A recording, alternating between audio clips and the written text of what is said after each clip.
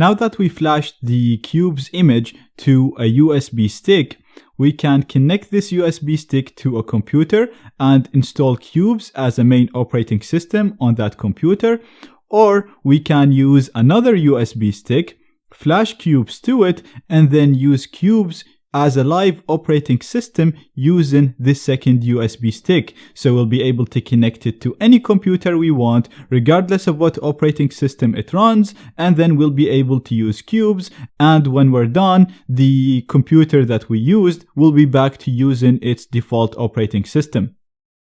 Now, as I mentioned earlier, Qubes is a complex operating system. So unlike the Tails USB, which we connect to pretty much any computer and boot into Tails, in order to boot Qubes image, we have to modify the BIOS settings of the computer that we're going to use. Entering the BIOS settings varies depending on the computer that you have and depending on the motherboard. On the right here, I have a table of the most common computers, along with the buttons that you need to press in order to enter the BIOS settings. So as soon as you turn on the computer or restart it, you'll need to press the button relevant to your computer in here in order to enter the BIOS settings. Once you're there, you want to make sure you enable virtualization. In most cases, you'll also need to disable secure boot and set the boot to legacy. This is optional, but to my experience, I had to do that in a number of laptops. Then you can finally configure your boot order to boot from USB first, or you can just restart and enter the boot menu like I showed you before with Tails and choose to boot from USB. So let me show you how to do this on a real computer. Okay, so this is a Lenovo computer. Therefore, based on the table that I just showed you, I will need to press F2 as soon as I turn on this computer in order to enter into its BIOS settings. So first, I'm gonna hit the power button to turn it on, and as it's being turned on, I'm gonna keep pressing F2 to enter the settings. And perfect, as you can see, I am in the BIOS settings right now. Now keep in mind, depending on your computer, the settings might look different than what I have in here. The main thing that you want to keep in mind is to modify the 4 settings that I mentioned earlier: enable virtualization, disable secure boot, enable legacy mode, and set it to boot from USB first. Like I said, you might find these settings under different categories or under different windows, but just make sure you modify these settings. So as you can see, for me, the first window that I see is just an information window. It doesn't really allow me to modify anything. Now you can use the keyboard to navigate between these windows or these tabs. So I'm gonna press the right arrow to go to the configuration window. And in here, the only thing that I want to modify is Intel virtualization technology. So I'm gonna use the down arrow to navigate to that. And I'm going to hit enter to change the setting, press down to set it to enabled, and hit enter again to select it.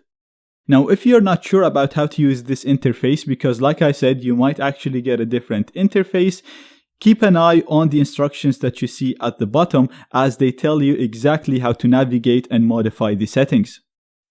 Now, I'm done with the configuration window. I'm going to press the right arrow again to go into the security tab.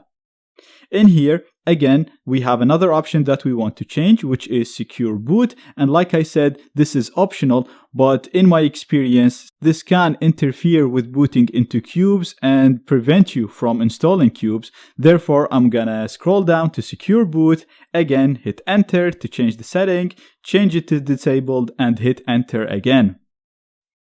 We're done with this window. Now that these are 2 settings done, we have 2 to go. So we're going to press right to go to the boot window. And in here, as you can see, the first option is the boot mode. We want to change that from UFI to legacy. So again, I'm going to hit enter and select legacy. You might not get this, but as you can see now, I got an extra option here. The second one, the boot priority, it's set to UEFI first.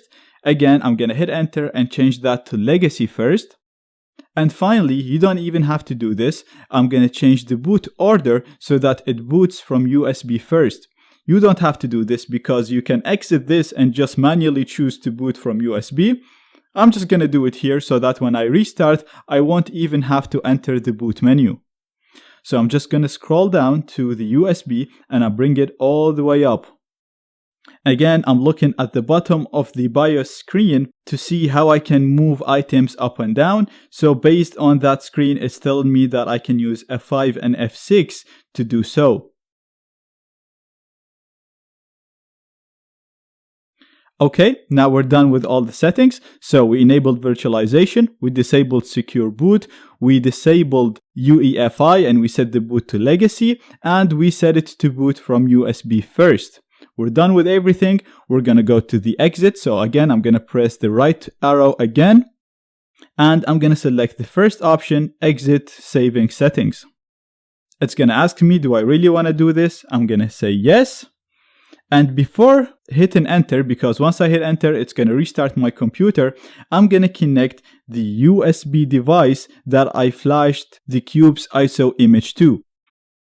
I'm also going to connect a second USB device. This is the one that I showed you in green, and this is the one that I'm going to install Qubes to. So I'm not going to install it as a main operating system on this computer. I will install it just to this USB stick, so that I can use this second USB stick to run Qubes on any computer that can support Qubes. So I'm going to use it as a live operating system, similar to the way that we were using Tails.